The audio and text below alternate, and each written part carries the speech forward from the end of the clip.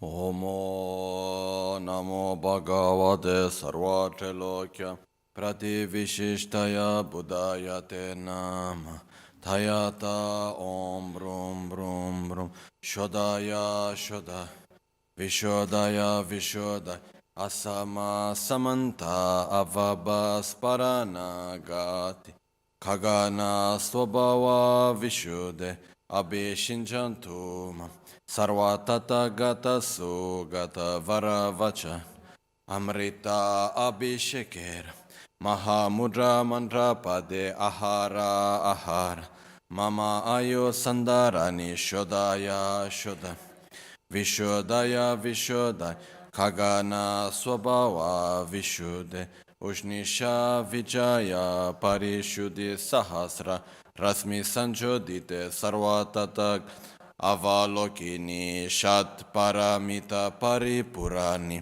Sarvatata Gata Bhat Bhumi Pratishtite Sarvatata Gata Hridaya Adrishtana Mudre Mudre Maha Mudre Vajrakaya Sahamtan Parishuddhe Sarva Karma Avarana Vishuddhe Pratinivartaya Mama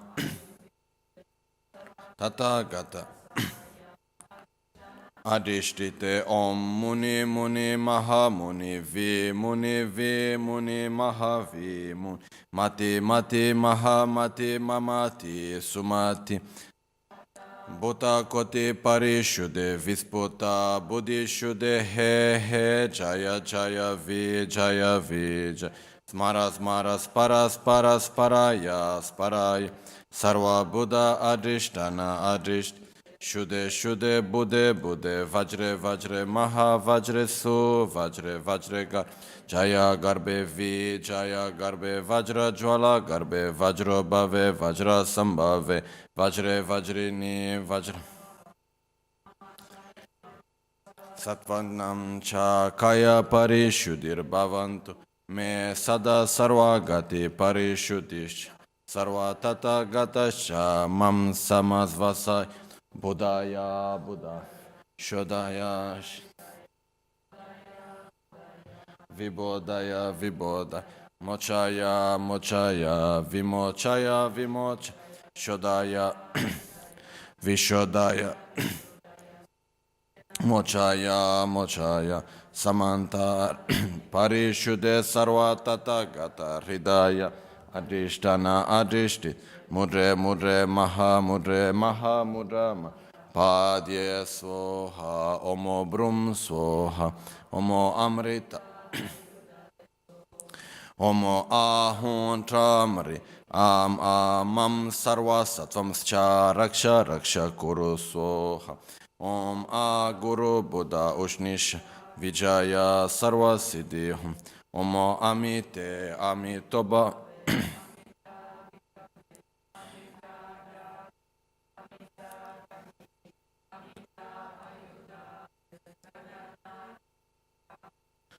Kleshakshayam Kariye Svo Tumi Chive Tsema Tongwana Te Mela Nampara Gyalmeku Sewa Tongne Chida Pachomte Chime Rikzi Nyurdu Topareshu Jetsun Lame Kutse Raptenchi Namkaratin Le Chochur Gebada Losan Tembe Drume Sasan Drove Munse Tatu Ne Gyurchi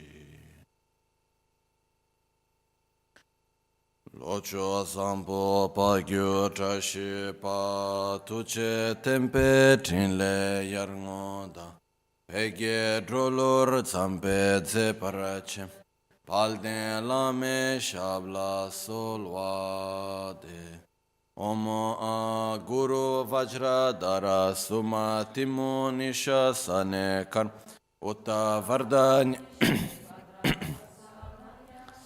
Siddhi Hum Hum Om A Guru Vajra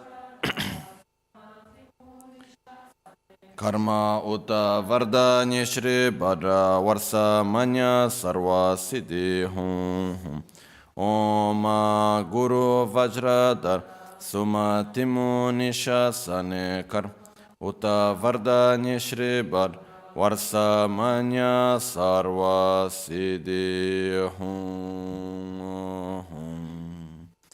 Pakyuke Kudan Dagi Lo Pakyuke Sondan Dagi Nga Pakyuke Tudan Dagi Yim Ten Yerme Chiktu Jingi Lo Makyuke Kudan Dagi Lo Makyuke Sondan Dagi Nga Makyuke Tudan Dagi Ten Yerme Chiktu Jingi Lo Om Muni Muni Maha Muni Shakya Muni Swaha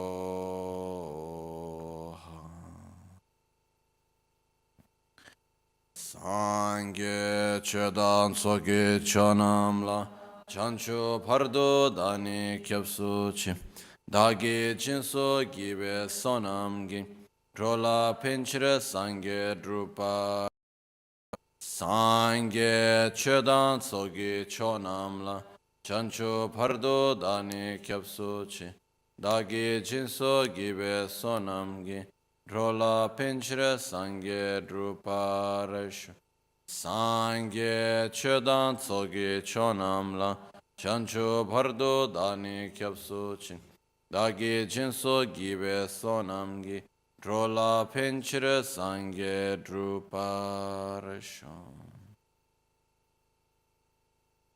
In the Buddha, Dharma, and Sangha, I take refuge into enlightenment. Through the practice of generosity and the other perfections, may I attain Buddhahood for the benefit of all sentient beings. So I was wondering if we would be able to conclude in these next days by the 6th. Now we have another 3 days of teachings, which means today, and tomorrow is Long Life Puja, so it's going to be difficult to have any time for teachings, really. And then we have the 5th and the 6th. So I was wondering if by these days we would be able to really to conclude the 9th chapter or not, the reading of the 9th chapter. Sure, it's possible, but it's just a matter of how much time we dedicate to it and how we do it. So I don't want today to go through any real long introduction, like I have done other days. Otherwise, simply we will not be able to go through the text. We have still another 4 subjects inside the 9th chapter, which basically, the first one is quite simple, it's the summary of what we have just seen before. Then there is the other one, which is stabilizing that phenomena in a conventional level depend on causes. Then we have stabilizing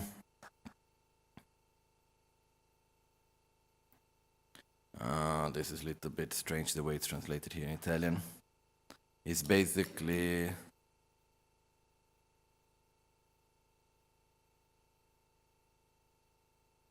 stabilizing that the results also lack inherent existence. And then we have the last part of the 9th chapter, which is from verse 151 onwards, from verse 151 up to verse 167, which is the results of wisdom. And I want to give a little bit more emphasis to this part. So today we will go directly to the text, not having much longer introductions, okay? And then if we have some little bit, if we're able to dedicate some more time to the part of the results, it's a very beautiful part also, and I like to leave a little bit more time for that. Okay. Verse 141.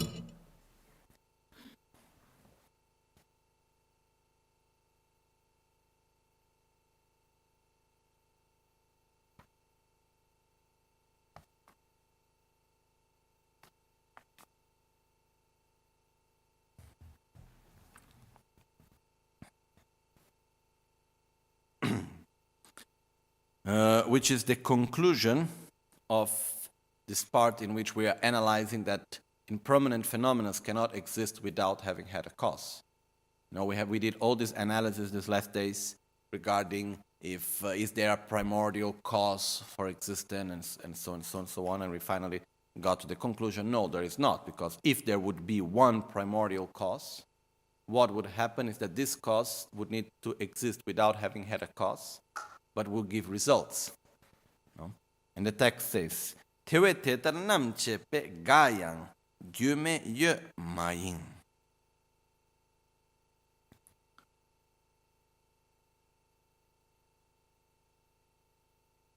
Therefore, with discerning analysis like this, referring to all the analysis we just did before, nothing exists that's from no cause at all, or that's sitting there fixed in conditions, whether separated once or combined. Okay, this is already the next part, sorry, so it's just the first two lines. Therefore, with discerning analysis like this, nothing exists that is from no cause at all. So, if anything that exists impermanent, okay, because there are also permanent phenomena. Permanent phenomena, mostly, we can say that are the general concepts that we have about things. For example, impermanence. What is impermanence? The general concept of impermanence is the constant transformation of phenomena. What was impermanence yesterday? The constant transformation of phenomena. What is impermanence today? The constant transformation of phenomena. What it will be impermanence tomorrow or in 1,000 years? The constant transformation of phenomena. So, the general concept of impermanence is permanent. Emptiness. What is emptiness? The definition of emptiness is in Tibetan said, Gakcha kaktsam gimega. Gakcha kaktsam gimega. Gakcha means the object of negation. Kaktsam means simply non-existence. Mega means the non-affirmative negation. Okay? But so the definition of emptiness is the simple non-affirmative negation of the object of negation, which basically is, to make more simple, is the simple non-existence of the object of negation. Okay? I don't go now the explanation of, we have what is called an affirmative negation and non-affirmative negation. Okay, but we don't go into that detail right now. It's actually quite simple, but we don't need to go through that right now. Okay, basically, affirmative negation is a negation that brings something else. If I say to you, I'm not eating now, it's a negation. But what do you understand from that? I will eat later. If I say, I don't eat, finish. I'm not saying anything else from that. So an affirmative negation is a negation that affirms something else. A non-affirmative negation is a negation that affirms nothing else. It's only the negation itself. So emptiness is a non-affirmative negation, because once you reach the conclusion that lack of inherent existence is not bringing any other conclusion, it's just you just remain at the lack of inherent existence.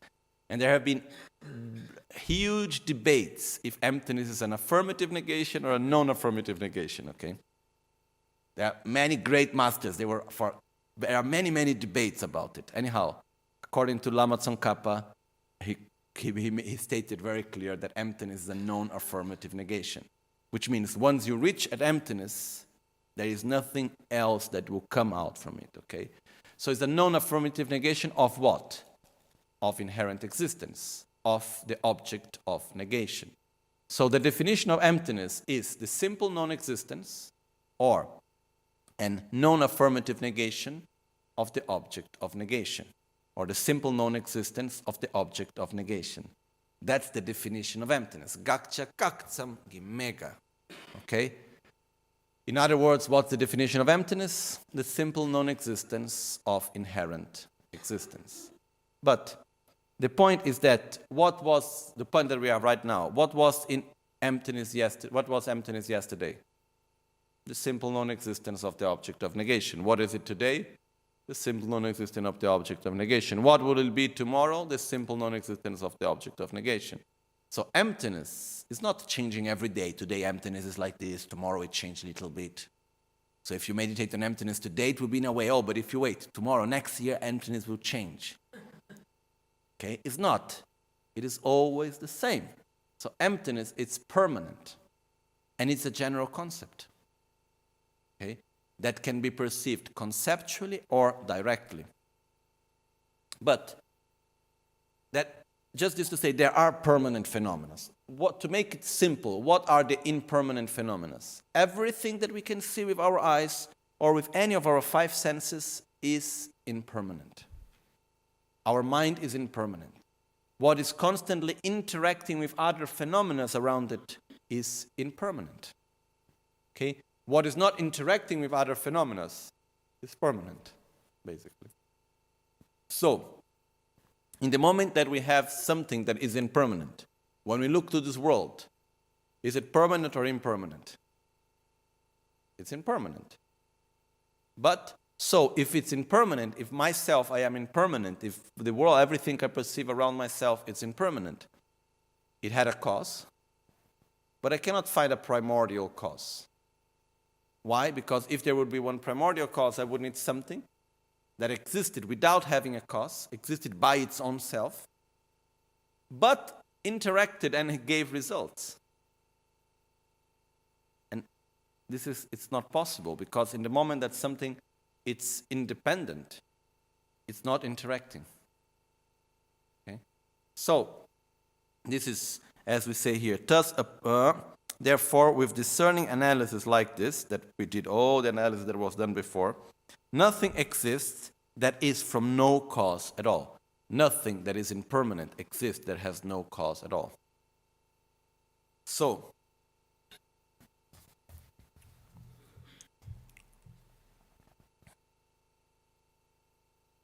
tewe de darnam chepe gayan gyume yumayin soso pang dubayi kenam layan ne mayin shene omba mayin la neba mayin dro mayin mompe dempar gache di gyuma lenye kechiyo chulba kayindan gyunam ginye kang trupa tenye kang ne öngyur chin kantu drowan takpar ki kang shi kang ni nyewayi tongyur teme na minpa chöpu suknyen tang tsungba tela deni chitar yo.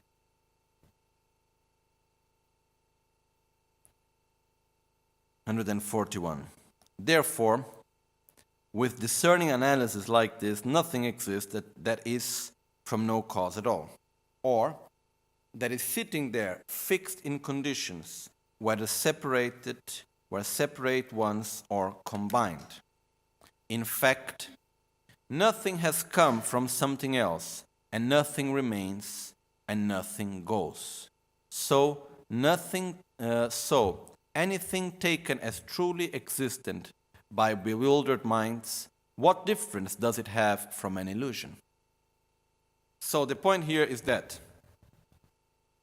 as it says, or that is sitting there fixed in conditions, whether separate ones or combined, which means nothing exists from an inherently existing cause, one cause or many causes. Someone could say, oh no, but there is not one primordial cause, but primordial causes together. It's a gathering of causes and conditions that made everything to begin. But this gathering of causes and conditions, did they have causes and conditions for themselves? That is not a primordial cause. So the point here, there is nothing exists from something that existed inherently. It doesn't matter if it's one or many. Okay? It's not a matter of being of one cause or many causes with conditions that were the original cause of everything. No, not possible. Because even this, then they would need to have their own causes and so on and so on. So everything that exists depends on causes and conditions. And like this, it will go back and back and back. Okay? So, nothing exists inherently. In fact, nothing has come from something else inherently existent. Nothing remains inherently existing. And nothing goes away, nothing ends inherently. Okay, everything is interdependent. So here it takes by granted the fact of inherent existence in this verse. So it says, in fact, nothing has come from something else. It's quite contradictory if you just read this line, no? Nothing has come from nothing else. No, everything comes from something else. But the point here is nothing has come from something else of inherent existence.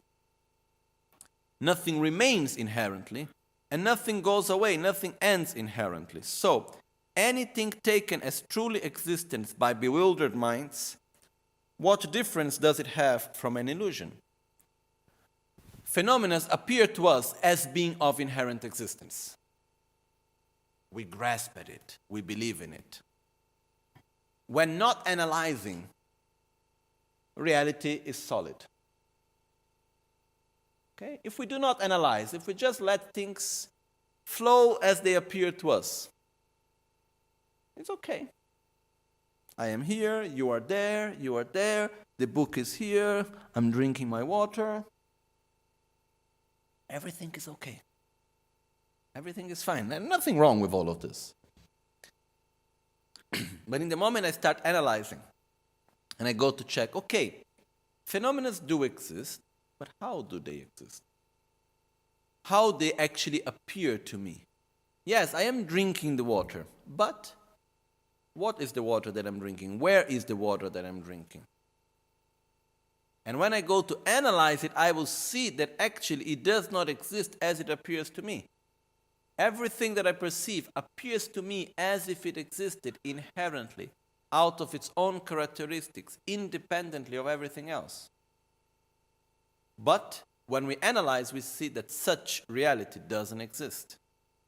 That's why it's like an illusion. When we say that reality is like an illusion, we do not mean that reality does not exist.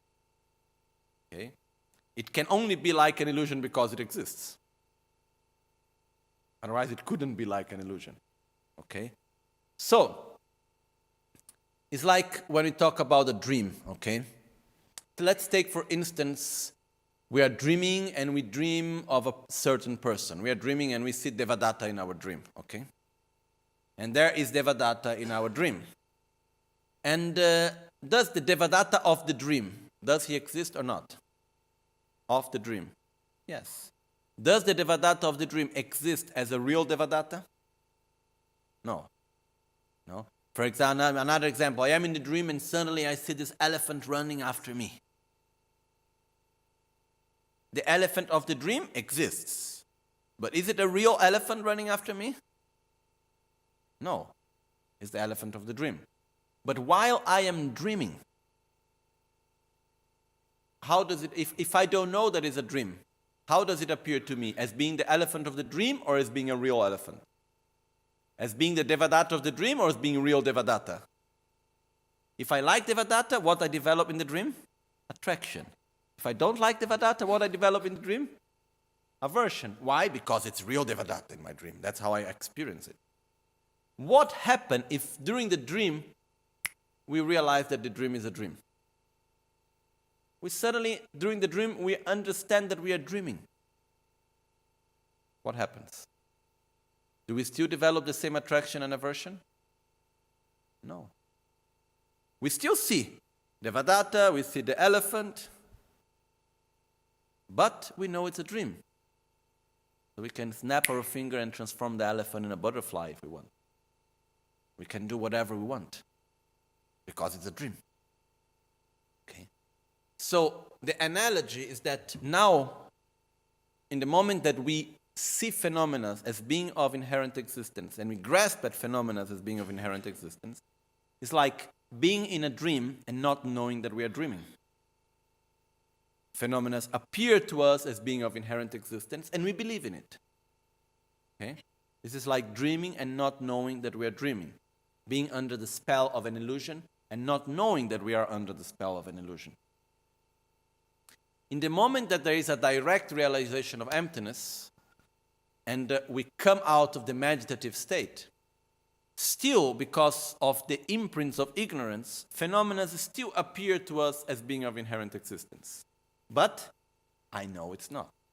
It's like being in a dream, knowing that it is a dream. Okay.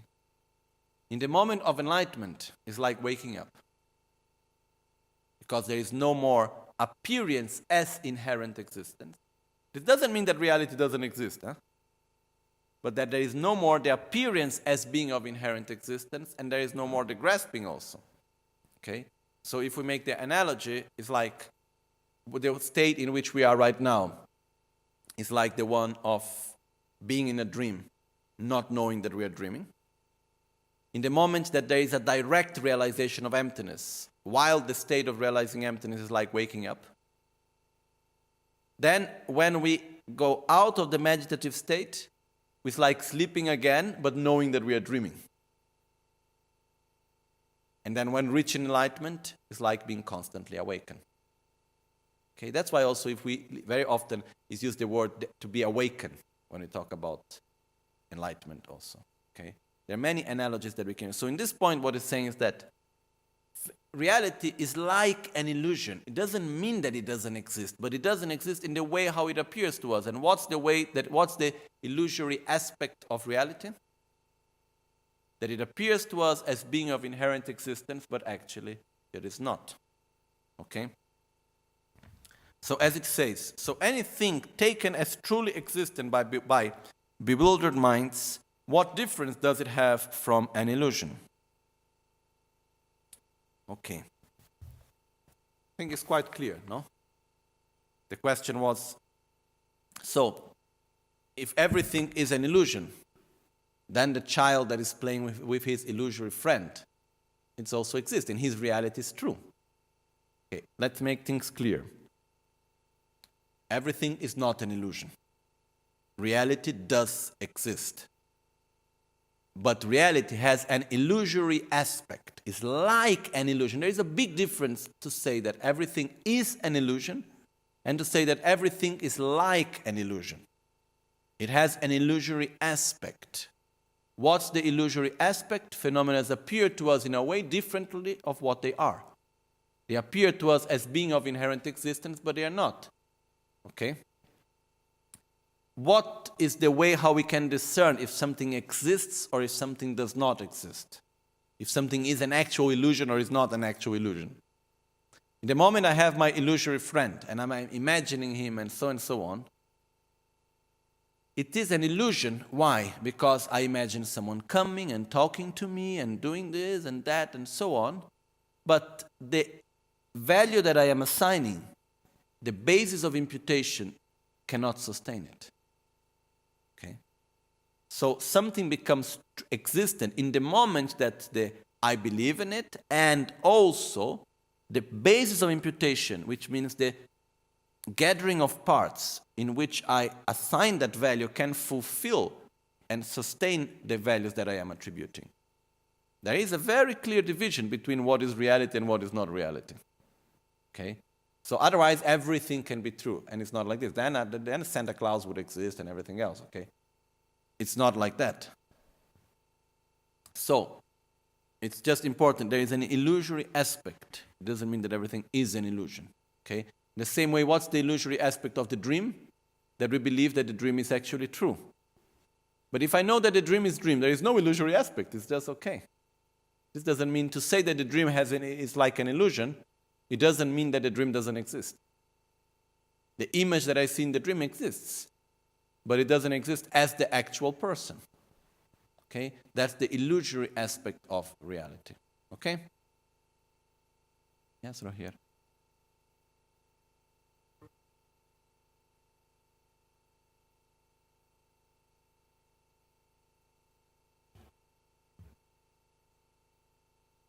Mm-hmm.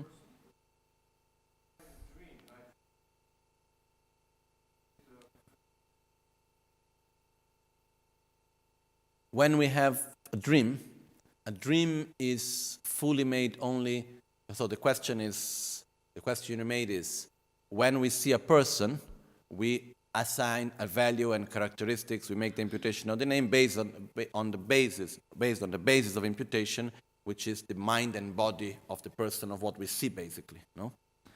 And in the dream, what is the basis of imputation?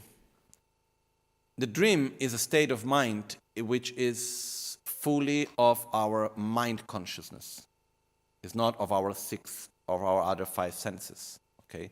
While we are dreaming, we are not seeing, we are not listening, we are not tasting.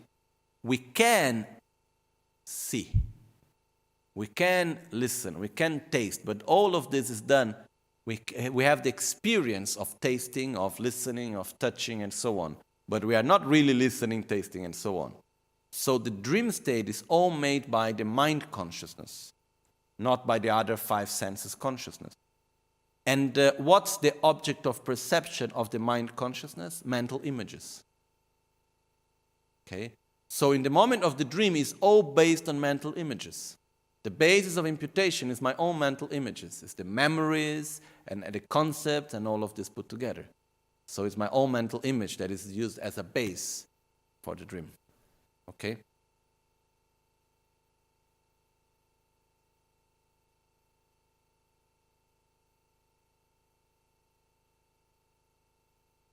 Sure.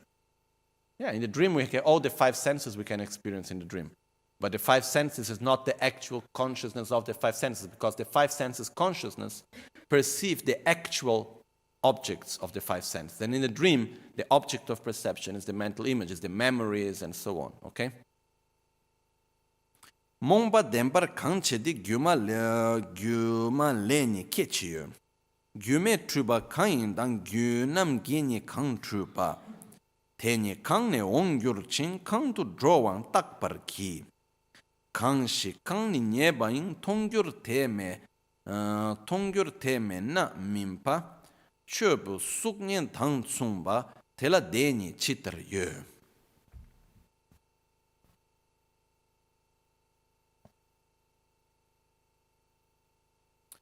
143. So, examine something emanated by illusion and something emanated by causes. Where does it come from? Where does it go? How can there be true existence in some virtual object like a reflection, which is seen only in conjunction with something else and which doesn't exist when that's absent?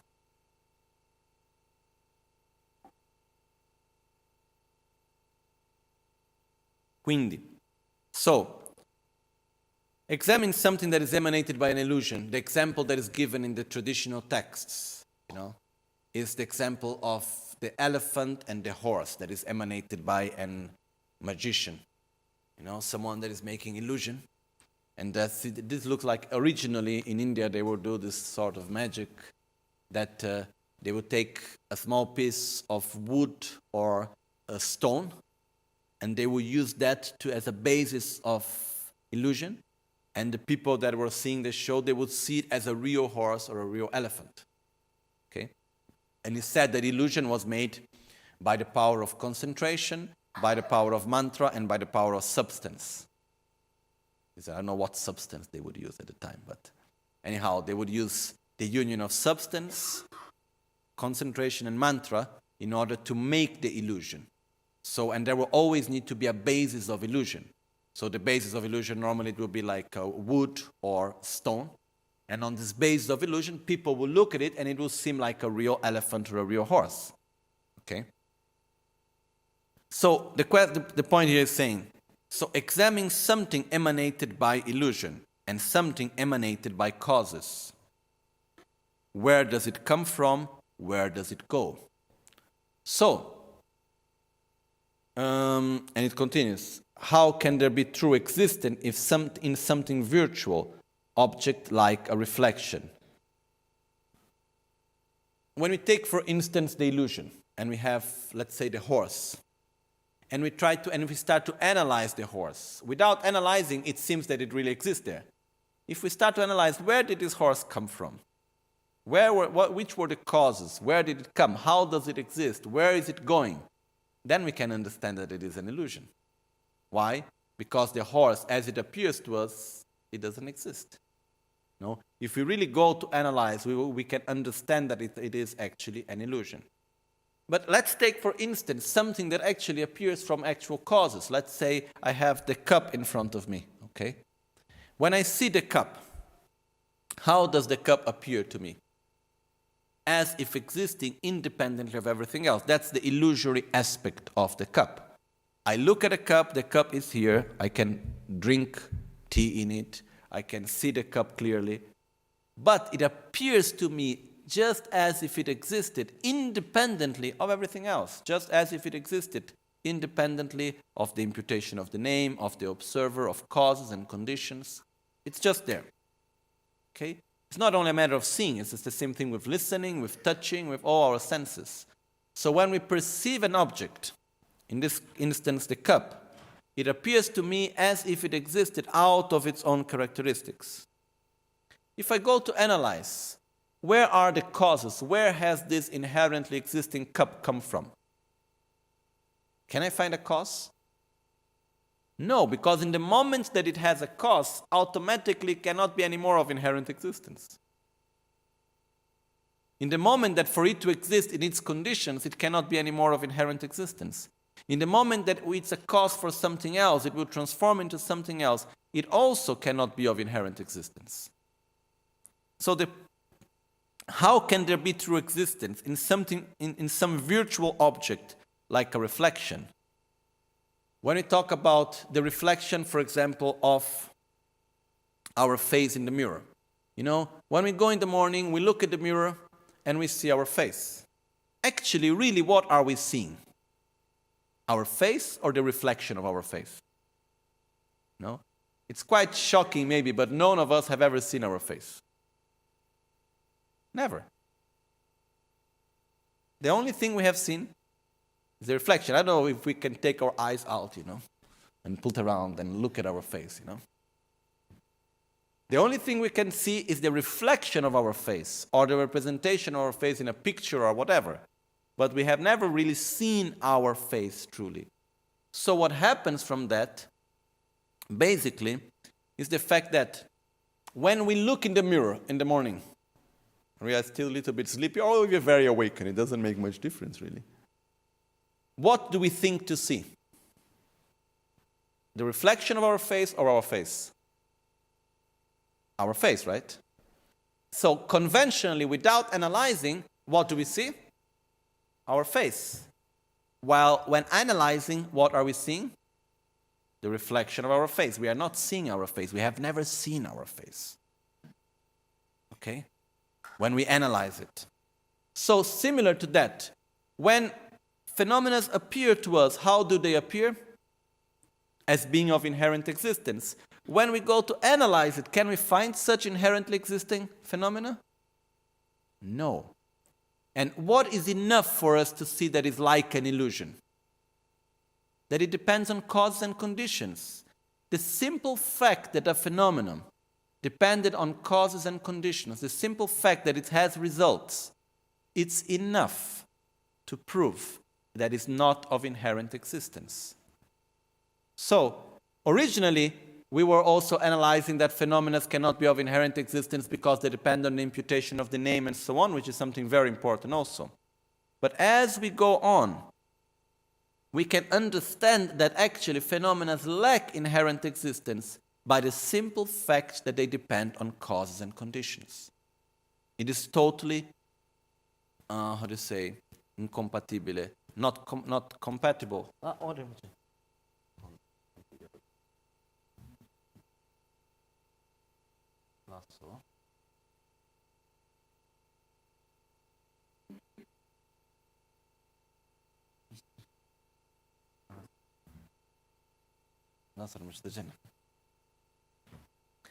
So the point here is that, let's take the example of the mirror, no? As it says here. So examining something emanated by illusion. How can there be true existence in some virtual object, like a reflection? Okay. How can the reflection of the face be the face? That's not possible. Okay. So, does the reflection of the face exist or not? Yes. Does it exist as a real face? No. Does the cup exist or not? Yes. Does it exist as a cup, inherently existing cup? No. It only exists in its interdependence. So in the moment that we understand that something depends on causes and conditions, that's more than enough to understand that it lacks inherent existence. So the more we move on with analysis, the more we understand how absurd is inherent existence. It's enough that it's impermanent for it not to be of inherent existence. It's enough that it depended on cause and conditions, and then it will have results for it not to be of inherent existence. Okay? So, to do this analysis is very important, because as we go through it, it becomes more and more clear why phenomena are like an illusion. Why phenomena do not exist inherently. But the fact that they are like an illusion doesn't mean that they do not exist. It's like the reflection of the face in the mirror. The reflection of the face does exist, but it doesn't exist as a face. The object that I see do exist, but they do not exist as inherently existing objects. Okay? Ngopo yobar gyurwala gyui goba chishigyo. Wende teni mena yang gyui goba chishigyo. Chewa chagya gyui kyang ngopo mebar gyurtu me. Nekab tengo jitar yin ngogyur shenyang kang shigin. Metse ngoyo si mingna ngopo yobar namshigyur. Ngopo kebar magyur par ngome dangni del migyur. Ngome dangni ma del na ngopo yobe kap mi re. Ngopang mebar gyur minte rangshi nisu talwar gyur, tal gyur chir. Te gakpa rangshi ngidrube kekpa. Detar gakpa yomin shin ngopang yomin teye chir drowa dida tamche ni takto ma ke, ma gak ni. Drowa milam tabute nampar chena chu shin dra. Nyange deda ma depang teni tuni kebar me.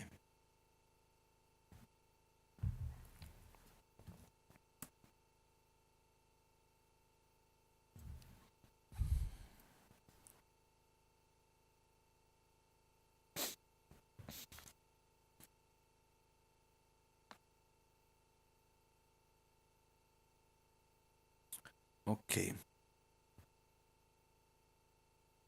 Verse 144, half of it. So how can there be true existence in some virtual object like a reflection, which is seen only in conjunction with something else, and which doesn't exist when it is absent? So how can there be something that is existing out of its own characteristics when it only exists in conjunction with another cause and condition and cannot exist without that cause and condition existing? Okay, it's very clear. For a functional phenomena, which means a phenomena that depends on causes and conditions to exist, everything that is impermanent is a functional phenomenon. For a functional phenomena that works for a cause, if a functional phenomena would be truly existing, would be of inherent existence, why would we need to look for a cause for it? It doesn't depend on cause, it simply exists by its own self, so it's useless to go to look for a cause for it. Then again, if something were truly not existing, what need would there be for a cause? And here we are talking about the two extreme visions, the eternalistic vision and the nihilistic vision.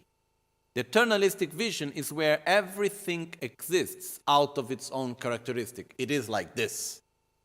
The nihilistic vision is that nothing exists. Okay, these two visions are there. There are people that have these two types of views of the world. One is that everything exists externally, independently of the observer, and so on and so on. The eternalistic view is a very common view in our own society and in our world normally. The nihilistic view is more rare. The nihilistic view is that, oh, you do what you do, it doesn't matter, everything is the same, nothing really exists, you know. So it's this view that nothing exists. So the point is that if something exists out of its own characteristics, then what's the point of going to look for a cause for it? It doesn't need a cause to exist. And if something simply don't exist, why to go to look for a cause? It doesn't need a cause because it doesn't exist. No?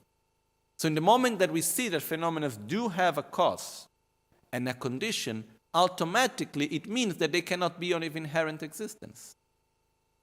They do exist, but in an interdependent way.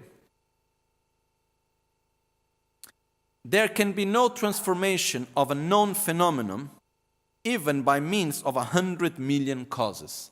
Something that doesn't exist, something that is non-existent, cannot be transformed into something that exists, even if you put 1 million causes gathered together.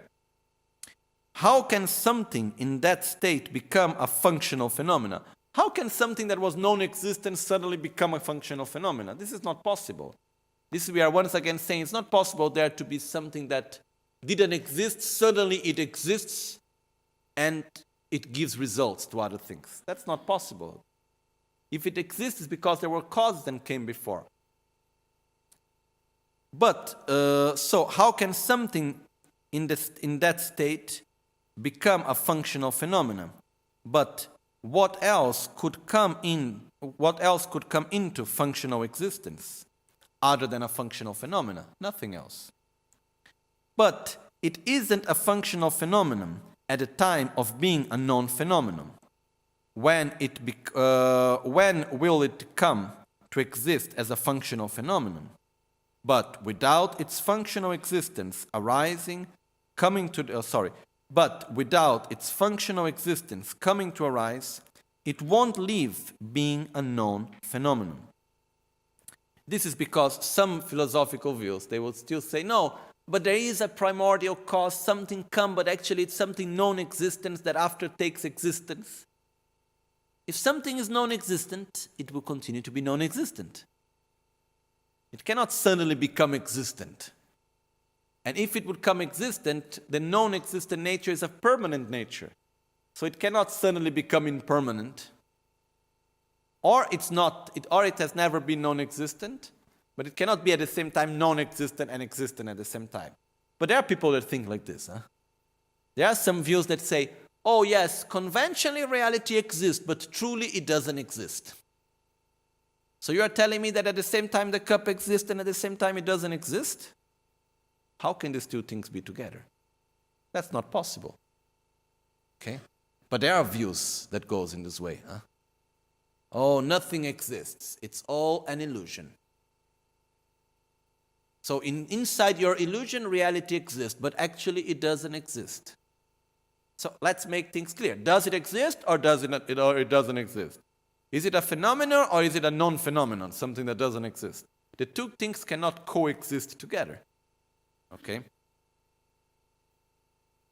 So the point of Buddhism is basically reality exists, but it doesn't exist as it appears to us. And very often it happened in the history of Buddhist philosophy itself also, and many other philosophies, the incapacity to put the two things together. The existence that we perceive, and the non-existence as we perceive. So many people have understood that when we say phenomena do not exist as they appear, they understand that phenomena do not exist at all. And when we say that phenomena do exist, then we go also, then they exist as they appear.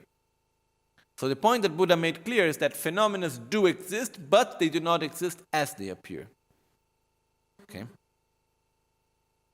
If it isn't a functional phenomenon at the time of being a non-phenomenon, when will it come to exist as a functional phenomenon? But without its functional existence coming to arise, it won't leave being a non-phenomenon.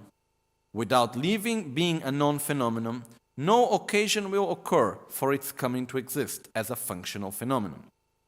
A functional phenomenon cannot go to a state of non-functionality, because it would absurdly follow that it had a bipolar true nature. Bipolar true nature. In that way, as cessation doesn't truly exist, as cessation doesn't truly exist, and the arising of phenomena doesn't truly exist either, thus, this entire world always has been known truly arising and known truly ceasing. Therefore, wandering beings resemble a dream. Upon discerning analysis, they are the same as a plantain tree. Whether they are released with nirvana or not released, there is no difference in their actual way of existing. So, first thing is that or things exist or they don't exist. The two things cannot abide together. And in the moment that something exists, it has come from causes, and it will have results. It continues to exist.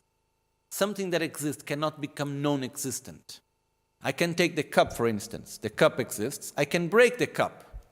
So the cup as a cup will not exist anymore, but it will transform into something else. No? There is even this Western saying, I don't know where it comes from, where it says, nothing is born and nothing is created and nothing is destroyed. Everything is transformed. No?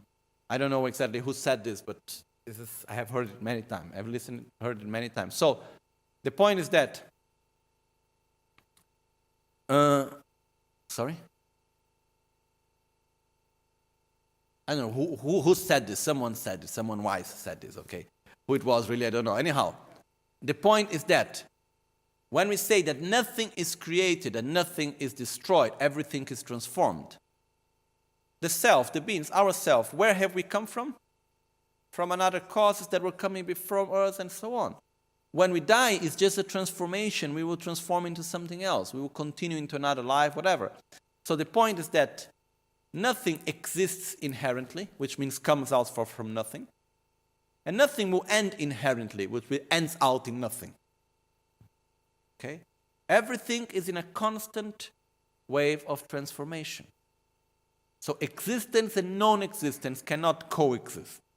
Or it is there, or it is not there. Or it exists, or it doesn't exist. It can exist in a way and do not exist in another way. But we are talking about different aspects existing or not. This is two different things. Okay? So this is one point which is being put very clear. So, in that way, as cessation doesn't truly exist, the original text say, in that way, as cessation doesn't exist, and arising of phenomena doesn't exist, thus the entire world has been known truly arising and known truly, has been known arising and known ceasing. That's if we go to see literally, okay? But the point here is that the translation is done very well, as it says, in that way, as cessation doesn't truly exist, there is not a cessation that ends something completely. It's the transformation. There is not a cessation that will not have results afterwards. There is not a cessation that exists truly by its own characteristics. It depends on causes also. And as the arising of phenomenon also doesn't truly exist. Also the arising, birth, when something begins. Why it's beginning? Because there was something else before there, because there are causes and conditions. So everything depends on cause and conditions. All phenomena depends on cause and conditions. No? So things depend on cause and conditions. And because of that, thus, this entire world, this entire reality, always has been known truly arising and known truly ceasing. Which means this entire existence has always been known truly arising, has never existed out of its own characteristics, and will never end into total end. It has always been a transformation. Arising and cessation always happen at the same time. Cause and result are not synonymous, but they are, how to say in English?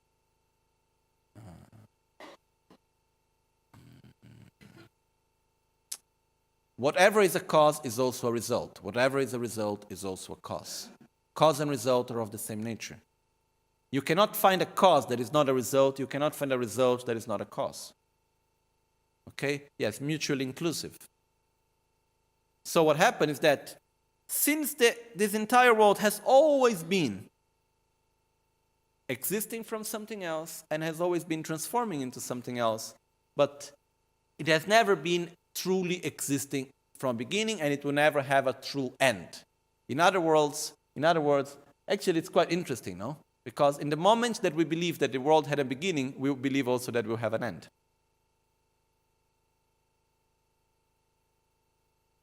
In the moment we understand that it have never had a beginning, we also understand that it will never have an end. It will never have an end. Okay? So this is stated quite clearly. And as it continues, it says very beautifully, therefore, wandering beings resemble a dream. Why? Because wandering beings, all sentient beings around us, they are like a dream because they appear to us as being of inherent existence. Upon discerning analysis, they are the same as a plantain tree. A plantain tree is like a banana tree. Okay? First, I didn't know the meaning of this. Then in Italian, some of the people helped me looking at the commentary that is there.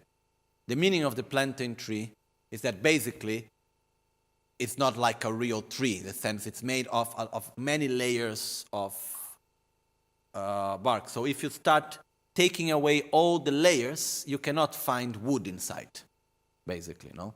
So if you try to find where is the actual tree and you take out the layers, finally you cannot find it. Okay? So, from my point of view, also it appears as a tree, but it's not a real tree. It's more like a plant, okay? So what happened basically is that all sentient beings are like a banana tree because basically they appear as a tree, but they are not. In the sense that they appear as being of inherent existence, but actually they are not. When we look to it, it's there solid. When we look to someone in front of us, this person appears to us to be solid in existing independently of everything else. But if we go to analyze, it is not like that. No one exists out of its own characteristics. No one had an inherently existing beginning or will have an inherently existing end. Okay? Whether they are released with nirvana or not released, whether the existing being is in samsara or is in nirvana, there is no difference in their actual way of existing. This is so important. Okay? Because our normal tendency is to see, I am here in samsara, I am this suffering, selfish being, negative, whatever, and there are the Buddhas, so pure. And we have the tendency to make this distinction and this very strong division between the two. And I can never become a Buddha. I have nothing to do with the Buddhas. Maximum, I can ask the Buddhas to help me. Okay? But there is no difference between the nature of a Buddha and our own nature. There is no difference. What is our true nature? We lack inherent existence. We are interdependent. What's the true nature of a Buddha? The Buddha lacks inherent existence. He's interdependent. So as we go through it, what happens is that what's finally the main difference between us and the Buddha? The Buddha lives in a perfect, positive interdependence. And we live in a negative interdependence with some positives inside. That's the difference. But our nature is not different. So as we say also in verse 108 of the Guru Puja, samsara and nirvana lack even an atom of true existence, while cause and effect act in an infallible way. Please bless us to discern the thought of Nagarjuna that these two are complementary and not contradictory. Okay? So, what it's saying to us is that basically, there is no difference between samsara and nirvana, between a Buddha and a sentient being, from the point of view of their nature. They are all part of the same reality. It's not two parallel, separate realities. It's all one reality.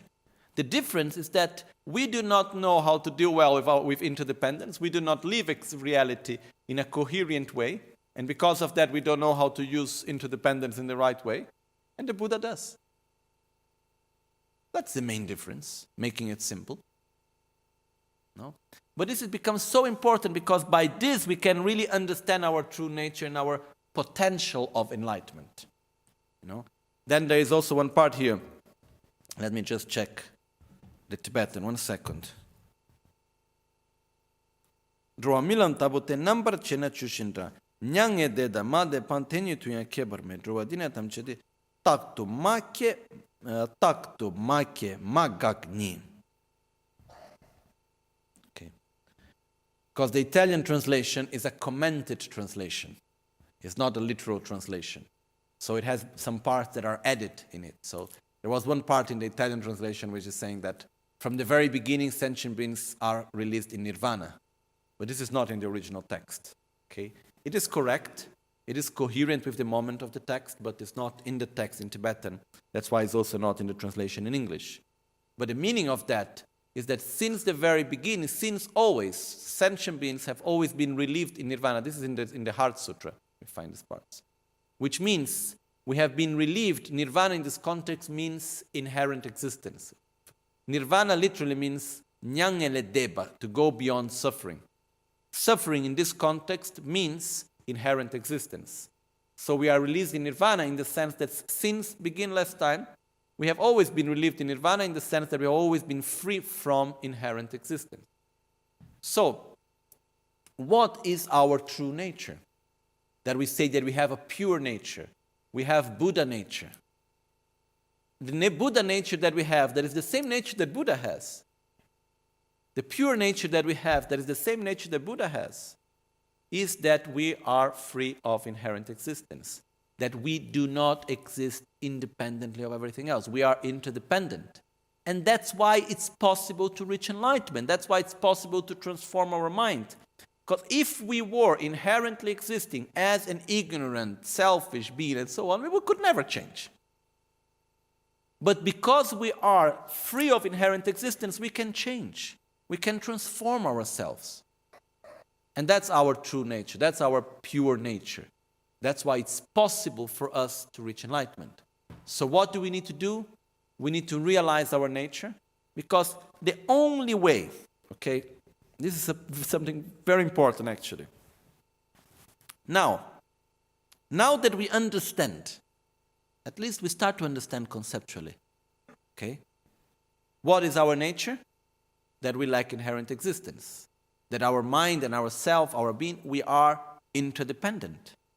And because of that we can change. Because of that we can transform our mind.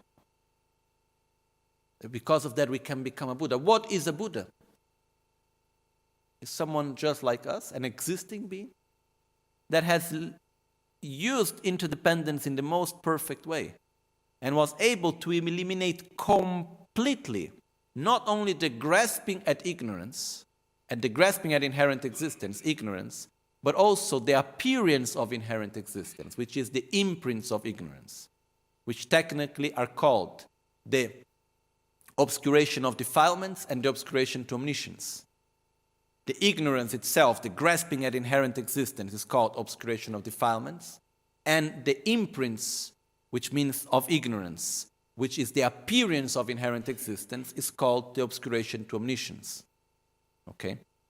The point is, the Buddha is who? Is someone that have eliminated both, not only the ignorance, that is the grasping at inherent existence, but has also eliminated the appearance of inherent existence, which is the imprints of ignorance. Okay? This is a Buddha. So we can see that it's something real. It's something possible. Why? Because our mind is interdependent, so we can change it gradually. We can understand conceptually. We can gradually adapt it to our mind. We can really realize it and gradually transform ourselves to become a Buddha. So finally, what we see, even to take refuge in the correct way, we must understand emptiness. Because in the moment that I understand emptiness, in the moment I understand that all phenomena lack inherent existence, that they are interdependent, and that's the nature of our mind, and that's the nature of a mind of a Buddha, I understand that I can reach enlightenment. And because of that, then I put the right effort in that direction. So it is so important, really, to understand the correct view of reality, even for the simple fact of taking refuge. So for us to understand what is a Buddha, the only way of understanding what is a Buddha is by understanding the correct view of reality. This is the first step. The Buddha is the one that is awakened from the dream that everything appears as being of inherent existence. That's what a Buddha is. Go here.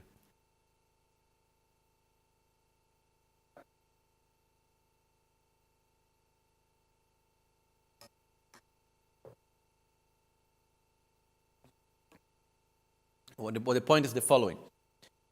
When we talk about the Buddha, okay, as an entity, person, being, okay, the Buddha himself, normally a Buddha has what we call 4 bodies of a Buddha, 4 aspects of the Buddha, in the same way that we also have 4 bodies, okay?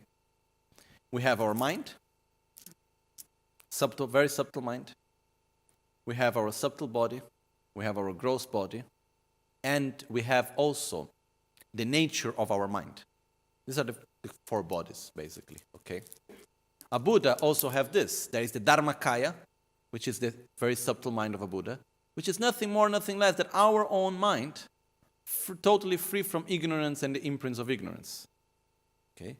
Then there is the Rupakaya, which is the body that is divided into Sambhogakaya and Nirmanakaya. Sambhogakaya is the subtle body of a Buddha, Nirmanakaya is the gross body of a Buddha.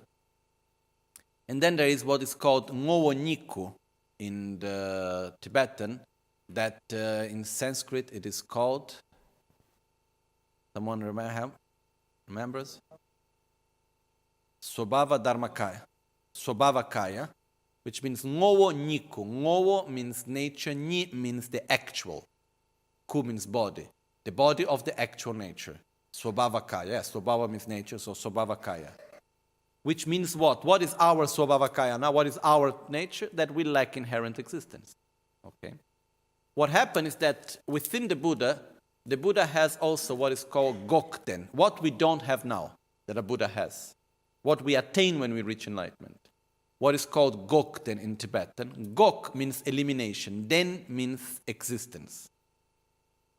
So in this moment we have ignorance. We have the imprints of ignorance. In the moment that I take out ignorance, what remains? The known existence of ignorance. The known existence of ignorance is permanent. Okay? So this is the permanent aspect, which we call gokten. When reaching enlightenment, what is the attainment? The attainment of enlightenment, this is something quite interesting actually. The attainment of enlightenment is the known existence of ignorance. Is we attain what? The elimination of ignorance and the imprints of ignorance. Okay? It's not that we gain something that we don't have now and we need to get something away. What we gain is the known existence of what actually we have now, that is our own ignorance. Okay? That's the main attainment of enlightenment. And this is permanent. The known existence of ignorance is permanent. Once an ignorance is eliminated, naturally, there come to be the known existence of ignorance. It's like I take away the cup. What do I have now? The known existence of the cup. Okay? But then there are no more causes and conditions for the cup to go back again into place. Okay? So this is what we say, that the state of enlightenment, that is the known existence of ignorance and the imprints of ignorance, is permanent. Okay? This is the point. But this doesn't mean that a Buddha is permanent. A Buddha has many aspects. The mind and the body are interacting, are interdependent also. And also what is permanent is also interdependent. Okay? But it's not impermanent in the sense of constant transformation.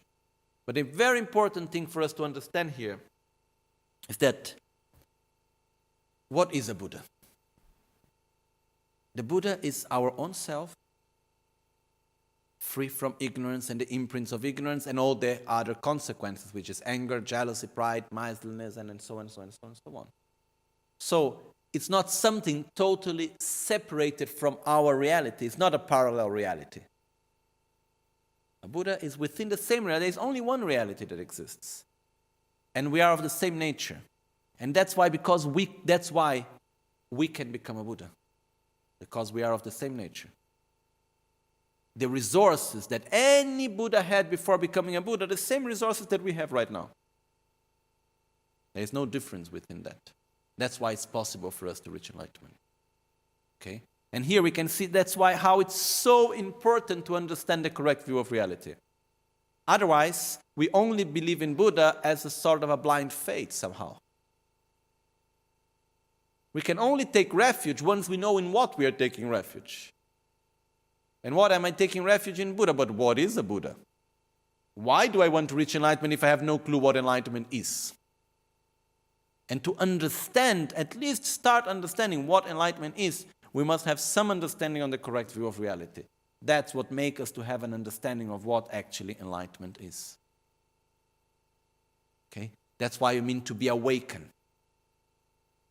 Okay? Because now we live in a dream, not knowing that we are dreaming, where everything appears to exist of its own characteristics. When we are awakened, we still perceive everything, but not anymore as being of inherent existence. Okay? So just one last thing that I just said in Italian. Correct view of reality, emptiness, it's so important on every aspect of our path, actually, from taking refuge up to reaching enlightenment, even in the development of love and compassion. If I develop love and compassion towards others without wisdom, it's actually going to be a cause of suffering for myself. Because if I have a very strong compassion towards someone, but I don't have the wisdom to understand the interdependence, I'm going to suffer. I'm going to tear away my own heart, How can I see all this suffering? What can I do? I cannot do anything. It's really difficult. But in the moment that there is compassion united with wisdom of realizing the interdependence of phenomena, there is no suffering. There is the strong determination and strength to do something to help others to be free from suffering, which is I must interact in a positive way to help others not to suffer. But I cannot take away their suffering. because I live in a coherent way with reality for what reality is. So even in developing compassion, wisdom is important. In taking refuge, wisdom is important. In developing renunciation, wisdom is important. So it's something that we need to put effort to analyze, to understand, to really reflect upon it, until we get to a point that everything that we see, the fact that it exists, is a reason why it's empty of inherent existence. The fact that it has a cause, the fact that it's having a result, the fact that I can see it, I can touch it, is a reason why it lacks inherent existence. But we need to really to do it again and again. We will not realize it in one day, or in a week, or in a year. Maybe in one life, maybe in a few lives. Okay? But it's so beautiful, the ability to be able to do that. And by analyzing and understanding more about the correct view of reality, we can see how actually things are possible. How our spiritual path is not just some sort of invention of whatever, but it's something that is really reality. Something that is possible to make changes in ourselves, really. So, please just let's remember to put effort in it. And in order to realize emptiness, we need also to accumulate merit and purify negativities. Because we need a lot of merits in order to realize emptiness. So this also needs to go together. Okay? Method and wisdom always go. One is giving support to the other. Because by developing love and compassion and generosity and so on, I am accumulating merit that is the support for me to generate wisdom. One is helping the other. Okay? Yanda tawa rinpoche ma ke panam ke gyurchi ke pa nyampar me pa yang kongne konto pelwar sho. May the precious, correct view of reality, which has not yet born, arise and grow, which has born have no decline and increase forevermore. Jetsun lame kutse raptenchi namkar chinle chochur gepadang losan tempe dreme sasumgi drove munsel tautu ne gyurchi. Nimo dele tsendele nime kuyan dele kshin dele kpe koncho sumke jingilo koncho sumge ngodrup tsol koncho sumge trashisho. At dawn or dusk, at night or midday, may the three jewels grant us their blessings. May they help us to achieve all realizations and sprinkle the path of our lives with various signs of auspiciousness. So now, because phenomena are interdependent, we now do the mantra of Ushnisha Vijaya, basically because we had a commitment. I made a commitment with Rinpoche to recite in the beginning and the end of every session. And so there is a positive interdependence of keeping our commitment. There is a positive interdependence of reciting these prayers with the right intention for the long life of our Guru and his good health, and at the same time reciting words that were recited for centuries and centuries with the same intention, and or even better than the ones we are putting right now. Okay? Omo namo bhagavate sarva trilokya prativishistaya buddhayate nama tayata om brum brum brum Shodaya, Shodaya, Vishodaya, Vishodaya, Asama, Samanta, Avabasparana, Gati, Kagana, Swabhava, Vishuddhe, Abhishinjantu Mam, Sarvatata Gata Sugata Varavachana, Amrita Abhishekera, Mahamudra mantra padye ahara ahara mama ayo sandaranish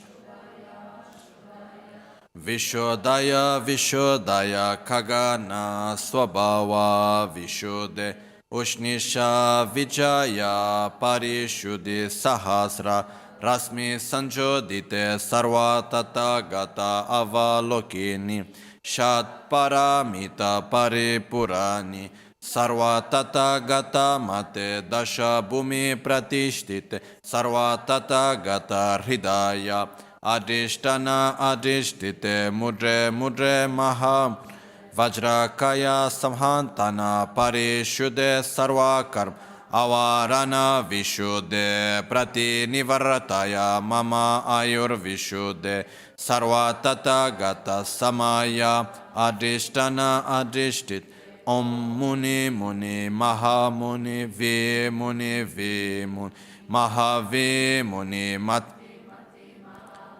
Mamati Sumati Tatata Buddha Koti Parishud Visputa Buddhishuddhe He He Jaya Jaya Vijaya Vijaya Smara Smara Spara Spara Sparaya Sparaya Sarva Buddha Adhishtana Adhishtite Shuddhe Shuddhe Buddhe Buddhe Vajre Vajre Maha Vajre Su Vajre Vajra Garbe Jaya Garbe Vijaya Garbe Vajra Jwala Garbe Vajro Bhave Vajra Sambhave Vajre Vajrini Vajram Bhavantu Mama Shariram Sarva Sattvanam Chakaya Parishuddhir Bhavantu Me Sada Sarva Gati Parishuddhischa Sarva Tata Gatascha Mam Samasvasayantu Buddhaya Buddhaya Siddhaya Siddhaya Bodhaya Bodhaya Vibodhaya Vibodhaya Mochaya Mochaya Vimochaya Shodaya Shodaya Vishodaya Vishodaya Samantena Mochaya Mochaya Samanta Rasmi Parishuddhe Sarva Tathagata Hridaya Adhishtana Adhishtite Mudre Mudre Mahamudra Mahamudra Mantra Padye Svoha Omo Brum Svoha Omo Amrita Ayurdate Svoha Omo Ahun Tramri Am A Mam Sarva Sattvamscha Raksha Raksha Kuru Svoha Om A Guru Buddha Ushnisha Vijaya Sarva Siddhihum Omo Amite Amito Bhave Amita Vikrante Amita Gatri Amita Kamini Amita Ayurdate Kagana Kirtikare Sarva Kleshakshaya Kariye Svoha Tumi Chiwe Tsema Tongana Te Mela Nampra Gyalmeku Sewara Tongne Chida Pajumte Chime Riksin Yurdu Topa Jetsun Lame Kutse Rapten Chi Namkaratin Le Chochur Gepada Losan Tempe Drume Sasumgi Drove Munse Tatu Negyurchi Oma Hun Temba Lame Sangye Rimbo Chekyoba Lame Tamcho Rimbo Tremba Lame Gendu Rimbo Kyamne Kuncho Sumla Chopa Bu Locho Sambo Pagyu Trashi Pa Tuche Tempe Trinle Yarngon Pegye Drolo Zambe Zebrache Panden Lame Shela Chopa Bu Om Ahum Om Ahum Om Ahum Buon appetito.